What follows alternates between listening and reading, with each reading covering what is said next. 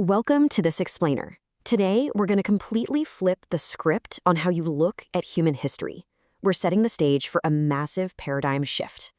Instead of staring up at those giant marble monuments, we're going to look right past them. We're zooming in on the invisible, underground networks that actually built human civilization. To really understand this new framework, we have to unearth what you might call the hidden economy. So think back to your old history classes. What if almost everything those textbooks taught you was missing exactly half the picture? The argument we're exploring here is that our historical record carries a really deep inherent bias. Why? Well, because it was largely written by the state. The chronicles we read were commissioned by rulers and preserved in official archives, and that creates this pervasive illusion that kings, empires, and centralized governments are the sole creators of order and prosperity. We're taught to marvel at the towering achievements of civilization and credit the people who ordered them built, completely ignoring the underlying engine that actually made them possible. To truly wrap our heads around this, let's picture civilization as a giant tree. The trunk represents the top-down state structures, the kings, the conquests, the magnificent temples, the sprawling empires, and of course, the taxes that fund them. This is the history we all know. But the roots represent the vast, older, incredibly complex networks of human cooperation. We're talking about voluntary exchange, craft production, family firms, and credit networks. The trunk stands highly visible right above the ground, but the roots are the massive, hidden system doing the actual heavy lifting to sustain the entire tree. Now, here's the wild part. The crucial point is that the roots were there long before the trunk even sprouted. Long before the Neolithic Revolution brought about agriculture and fixed settlements, and way before the first temple archives were ever pressed into wet clay, humans were already cooperating.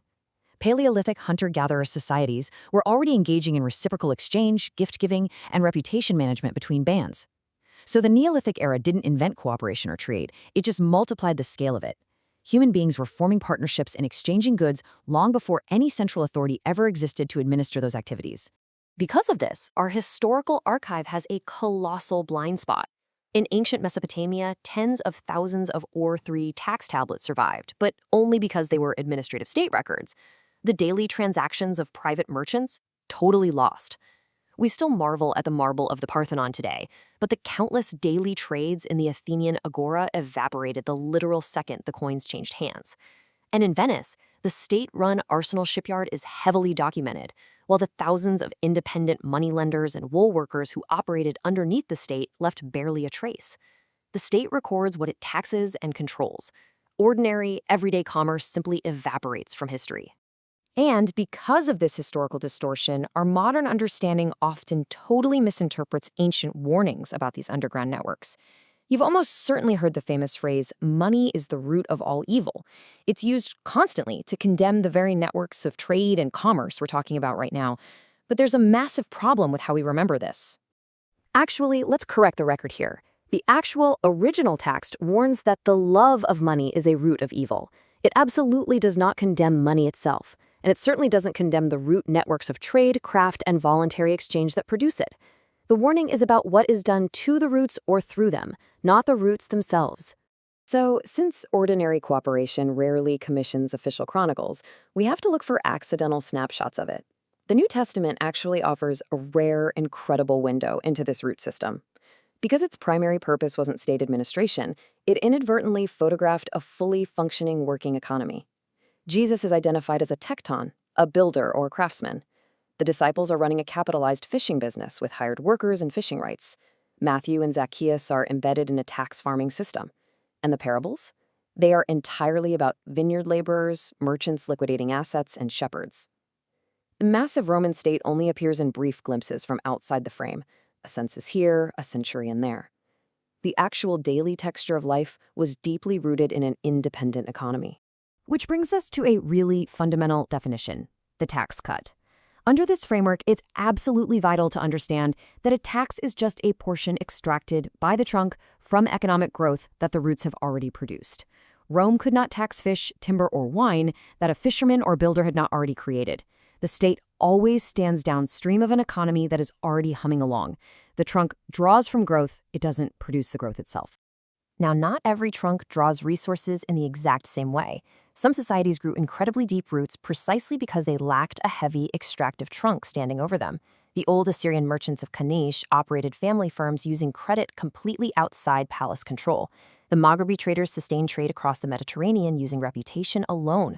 No courts, no crown. And colonial America thrived under Britain's salutary neglect, where loose enforcement let merchant trade grow unsupervised. You contrast that with heavy extractive empires that grow tall by drawing way more than their own roots can naturally produce.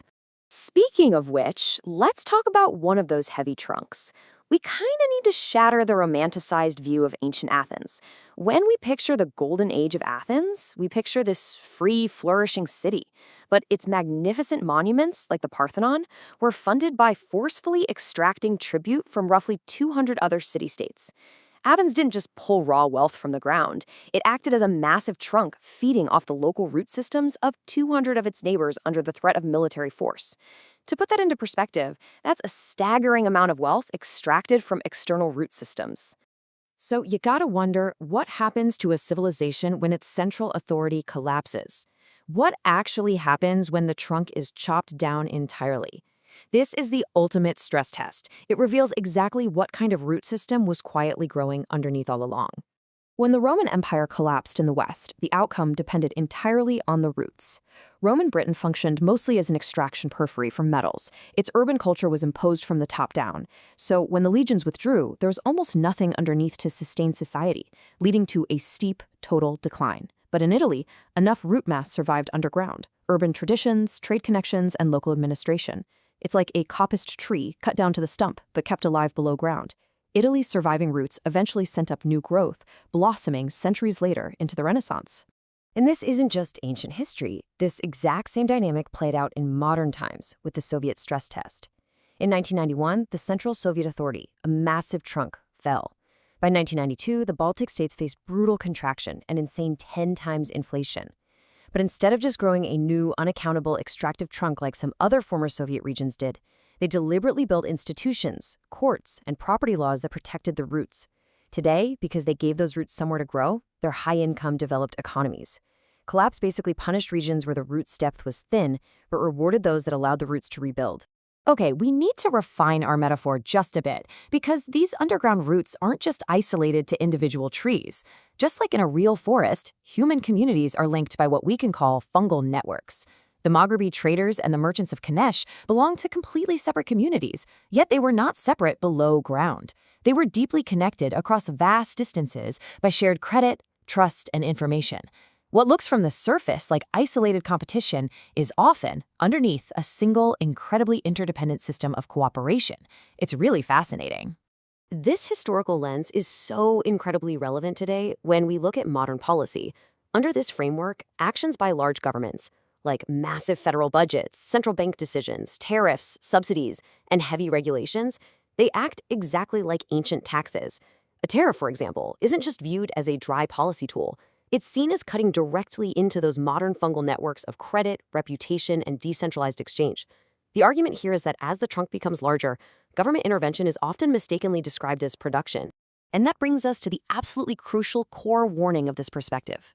A society that forgets how civilization actually grows will look at the trunk and mistakenly credit it for the production of the roots. Because things like roads, armies, budgets, and public works are highly visible and deliberately recorded, we often give the state credit for the prosperity that made them possible in the first place. And when political extraction causes those underground networks to wither, this view warns that society will wrongly blame the roots for the decay. But listen, the trunk did not create the roots. Political institutions arrived later to govern an order they literally did not originate. Human order, trade, and cooperation existed long before administration ever claimed authorship of them. History preserves the trunk, for sure, but civilization actually grows underneath. Which leaves us with a final, really vital question to consider. As governments grow larger and far more complex, is anything still preventing the trunk from cutting into the very roots that sustain it? Who really builds society, and how much extraction can those unseen networks actually survive? I want you to think about that next time you look at the monuments of power. Thanks for joining me on this explainer, and keep questioning what you see above ground.